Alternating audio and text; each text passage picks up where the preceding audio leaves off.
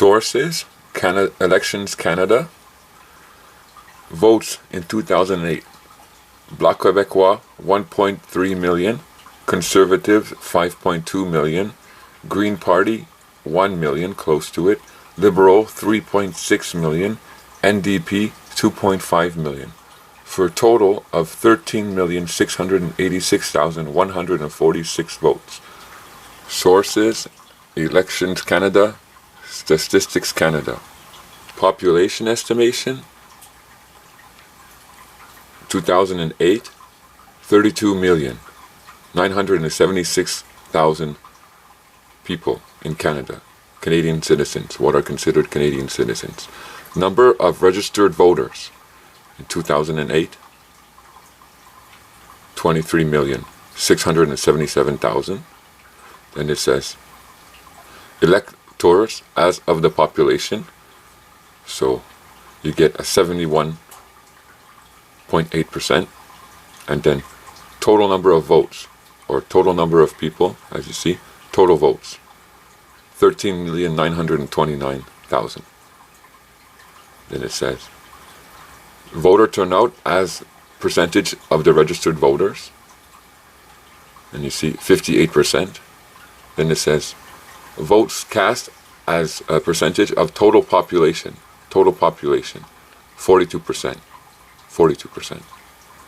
As you see. October 8th, so we got 30. So, in the elections in 2008, the votes that were cast, which means people who voted, because each vote cast equals one person.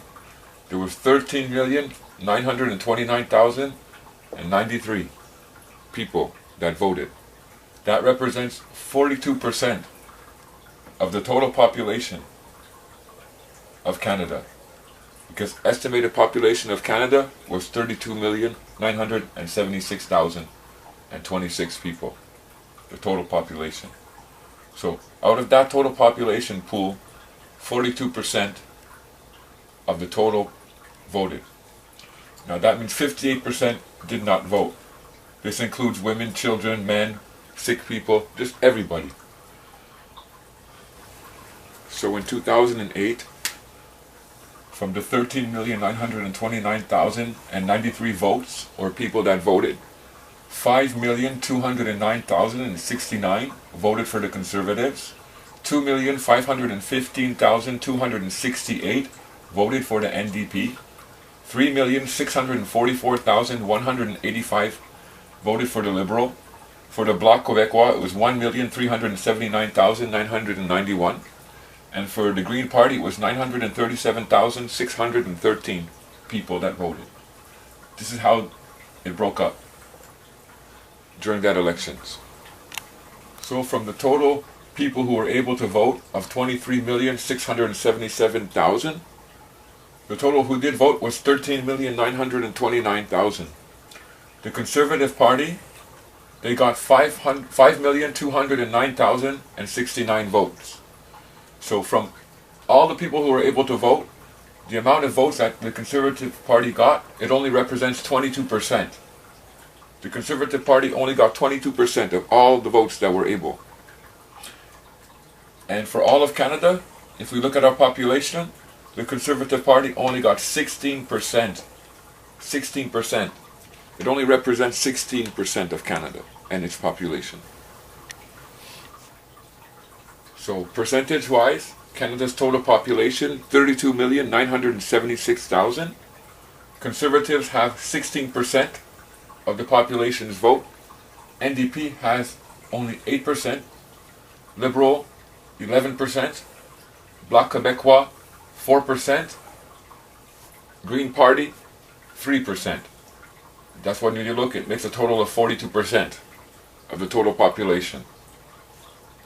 So the leader of Canada is representing 16% of all the Canadian citizens. So the Conservative Party, the winning party, got 5.2 million votes in 2008 election. That represented 16% of the total population of Canada.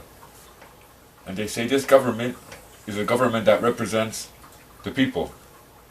Well, if we're 33 million people, and the ones in power got put in there from only 5 million people, it doesn't seem like the government is representing the people, because out of 33 million, only 5 million voted for that party. The rest of the people in Canada didn't want to have nothing to do with the winning party, with the Conservative. That's close to 27 million people. 27 million who don't want to have nothing to do. Well, okay, we're talking about children and stuff, but still, that don't want to have nothing to do with the winning party. Yet, the winning party, who represents 16% of Canada. So we have in the government now a parliament member who sits in the House of Commons from the leading party, who claims to be sitting there on behalf of all the people of Canada. He claims he's been voted in there and he represents the people of Canada. Now there's no direct participation of the people of Canada anymore. For you and I cannot go into the House of Commons, and the average person in Canada cannot go and have their voice heard. Now this parliament member, he only represents, as you've seen, 16% of all the population of Canada. And he only represents 22% of all the people who are able to vote. So 80%, round down, have no say.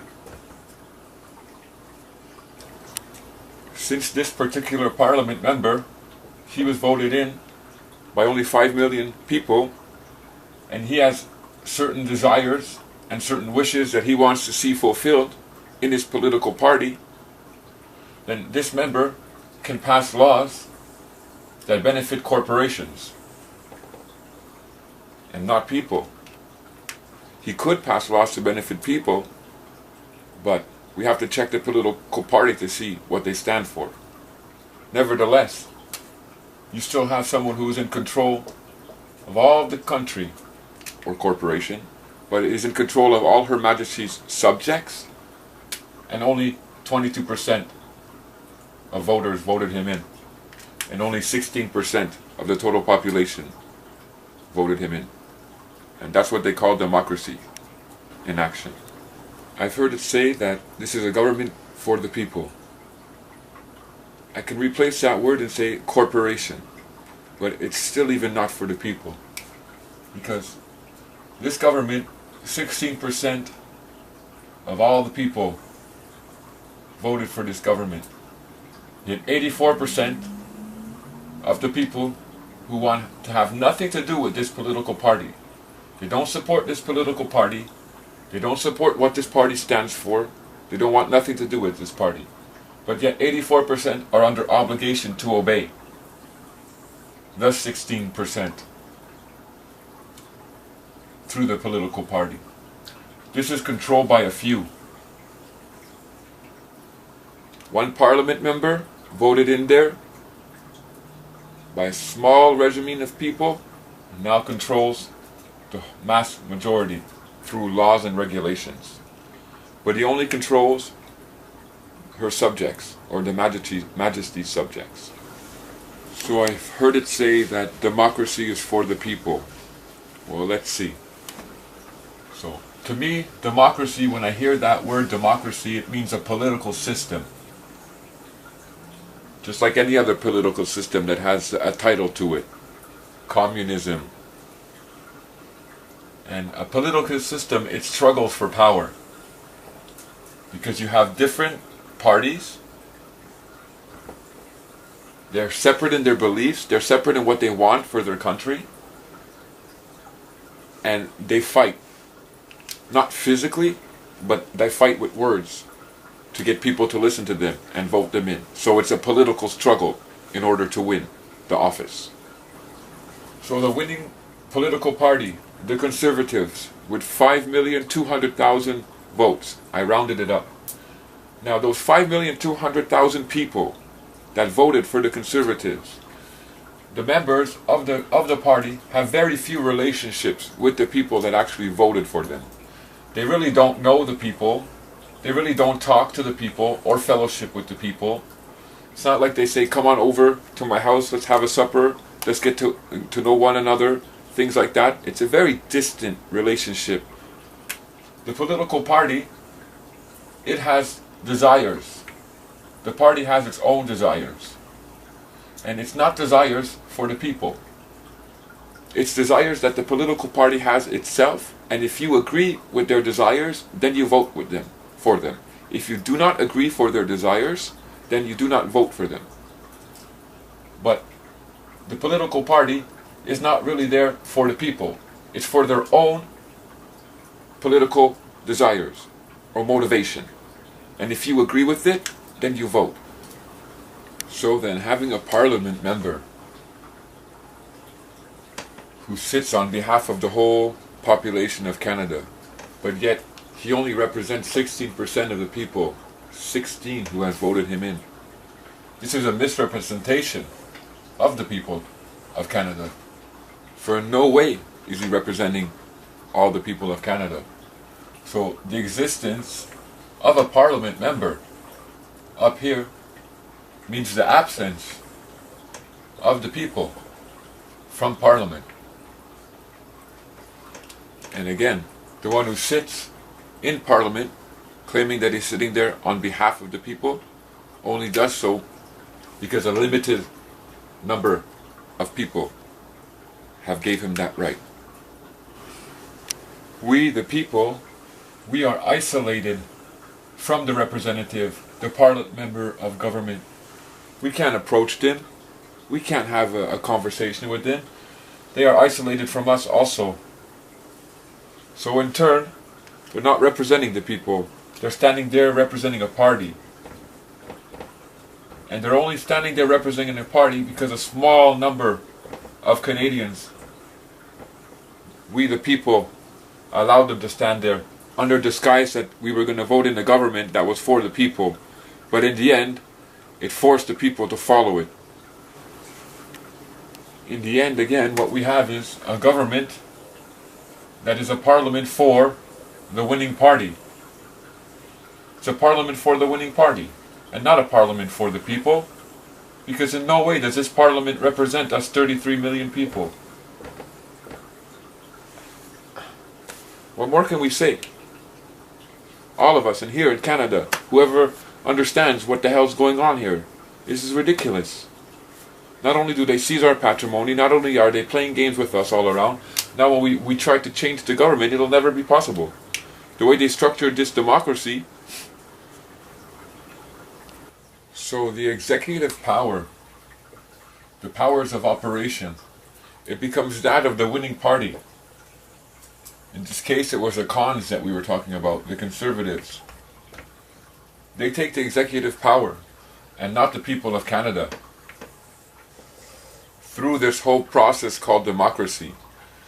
The power that should belong to 33 million people who own this country, who were born here, whose resources are ours, it then gets stripped away from us through this process and delivered into the hands of the winning party, who then exercise executive power. And that winning party only represents 16%. So the winner, the parliament member, he takes over the sovereignty of all the people of Canada, the 33 million, and he claims to act on our behalf for us. He says, oh, for the best interest of Canada, for the people of Canada. But when we go and see what is the oath of office that this parliament member is taking, his oath of office is an allegiance to the Queen and to do what the Queen wants and on behalf of the Queen. And his allegiance is not to the people of Canada. Why would it be? As you see, he doesn't represent the people of Canada.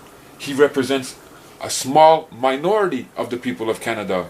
And in a democratic society, supposed to be, it takes a majority, 50% or 1. But the way the government's structured, no matter what parliament member gets in, he's always only going to represent a small minority of the government, of the people, a small minority of the people. He'll never represent the people in the whole.